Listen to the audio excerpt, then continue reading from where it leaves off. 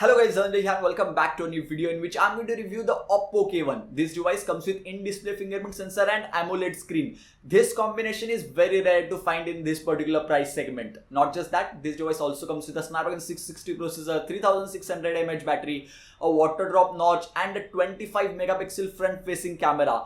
And this device is priced just at 17,000 rupees. Considering it's OPPO, if you're wondering how did they price it so competitively, then that's because this device is available exclusively on Flipkart. It's ironic that OPPO launched a sub-brand called as Realme, which was supposed to compete against online-only brands. So they launched various devices under the name of Realme at a very competitive pricing. Frankly speaking, the pricing was way better as compared to Xiaomi as well.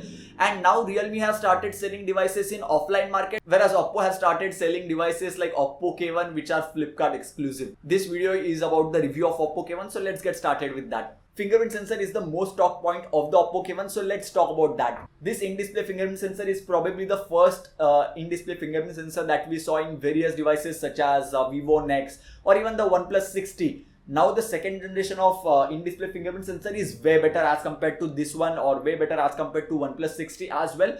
You can expect the fingerprint sensor to perform good, but you have to keep your fingerprint at the perfect spot. You cannot move the fingerprint, and sometimes the device takes about 2 seconds to unlock as well. So having an in-display fingerprint sensor is obviously very good, but it is little bit slow to respond. But the face unlock feature is super fast. As soon as I look at it, it gets unlocked. As soon as I look at it, it gets unlocked. I just have to unlock the device like this and look at it, that's it. Many times when I was trying to use my fingerprint to unlock this device, the device got unlocked by using my face because I held the device like this. So face unlock feature is super fast on this device. 3600 mAh battery on this device. It's obviously not a big number such as 4000 or 5000. You may wonder if the device can last through a day. Then I'm happy to report that you will be able to get through a day without any issues. I am not able to tell you guys about the screen on time over here because OPPO's software ColorOS limits you from looking at the screen on time. But I can tell you guys that I was able to get about 5 to 6 hours of screen on time with continuous 4G usage and Bluetooth turned on all the time as well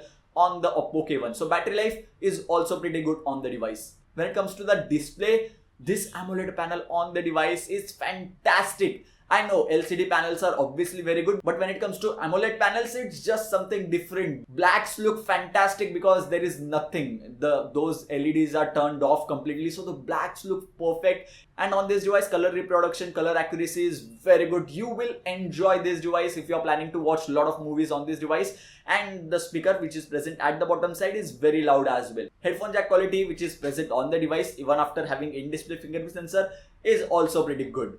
Back panel of this device is different and I loved it. I specifically bought this variant and I did not buy the black color variant because I wanted to make sure how it looks in real life, and I'm happy to report that if you're planning to buy the OPPO K1, then this is the variant you should go with. I loved using this device. It looks fantastic even after using it for 7 days.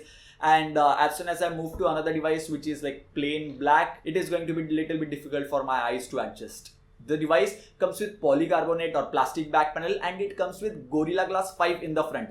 The device comes with a screen protector pre-installed on it, so that's a good thing. Case is also included in the box itself.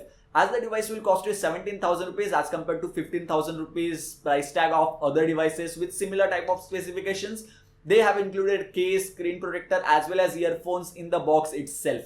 They have not included a fast charger in the box because the device does not support fast charging even after having Snapdragon 660 processor. So the device is going to take about 2 hours to 2 hours 30 minutes to charge completely from 0% to 100%, and that's a shocker at the price of 17,000 rupees considering Samsung Galaxy M20, Redmi Note 7, M30 come with a fast charger and they are included in the box as well.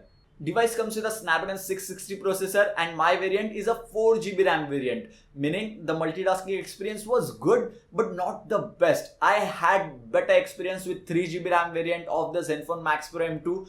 It's because of the OPPO software optimization or maybe lack of software optimization that the multitasking experience is not that great in my opinion. It should have been better considering it comes with a 660 processor and a 4GB of RAM. But when it comes to day-to-day life performance, I'm happy to report that the performance is fantastic.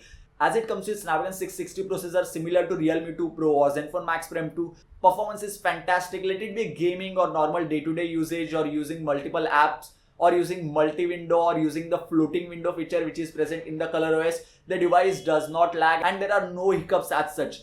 So performance gets a huge thumbs up from me. Even if you're planning to play games like PUBG on the OPPO K1, that's totally possible, and this can be a good gaming device thanks to the Snapdragon 660 processor which is present inside this. But when it comes to software, it comes with ColorOS, which may make many people sad because people don't like ColorOS even though they never used it. I don't know why, but I personally have no issues with ColorOS as such. I got used to it most probably because I had used couple of Oppo devices earlier and OPPO K1. As it did not lag, I was happy with the ColorOS. If the device started lagging and if the apps took 5 seconds to open up, I would have complained, but the software is optimized even though the multitasking performance is not that great as I said. And I was not able to find a lot of bugs in this device. Actually, no major bug as such which I can mention in this video. So the software optimization is good, and not just that, as this is ColorOS, it comes with lot of features. Auto call recording, floating window. There are so many features that I can't even talk about them in this video. I'll probably have to make a separate 10-minute video talking about all the features present on this device. It's similar to MIUI. It's heavily themed as compared to a stock Android device. If you're planning to move from Zenfone Max Pro M1 to OPPO K1, you will feel like as if you are in a different world. So the experience is going to be way different. Widevine L1 support is trending right now, and this device does not come with one. Meaning you cannot watch Netflix or Amazon Prime videos in full HD resolution. So what's the use of having AMOLED screen, you may ask, and that's true as well. If you have Netflix subscription and if you are planning to watch it, this is not the best device for that then. And in 2019, Oppo not only dared to not add fast charging at 17,000 rupees, but they also dared to add micro USB port, which I'm okay with as such, because demanding USB type C port for someone who is moving from a micro USB port to a device with another micro USB port, it should be fine for them. But if you are someone who is moving from USB type C port to a micro USB port, it's a downgrade for sure. Now let's talk about cameras. Dual camera sensor at the back and 25 megapixel selfie camera. These are the sample shots that I clicked with the OPPO K1, and as you can see, the sample shots look fantastic. I loved using the OPPO K1 to click pictures. Let it be rear facing camera or the front facing camera, even the portrait mode on this device works fantastic. I had to turn off the beauty mode, and even after turning off the beauty mode, OPPO K1 made me look little bit whitish as compared to how I look in real life. And that's why devices like Realme 2 Pro or OPPO K1 are not public favorite as compared to Redmi Note 6 Pro, because they make you look a little bit whiter and the saturation is lacking when it comes to selfies as compared to devices like Redmi Note 7 or Redmi Note 6 Pro. If Oppo realizes that this is India and not China and we do not want to look whitish, camera on this device will look fantastic. Not to mention that it doesn't look fantastic as of now. Even the low light performance is very good on the OPPO K1. I'll be happy to test it against Redmi Note 7, and as soon as I get a unit of Redmi Note 7, I'll test it against the OPPO K1 and I'll put out a video of that as well. If you have not subscribed to the channel yet, then click on the red subscribe button down below so that you will get notified whenever I upload that video. Device comes with dual SIM card slot and a dedicated micro SD card slot. Dual 4G dual VoLTE is supported on the device as I mentioned in my unboxing video. All the necessary sensors are also present on the OPPO K1. Ads present in the software UI is the new point which I have added in my video. There are no full screen ads or there are no ads in the stock applications of OPPO K1, but the OPPO App Store and the browser and there is something called as hot apps which you cannot remove.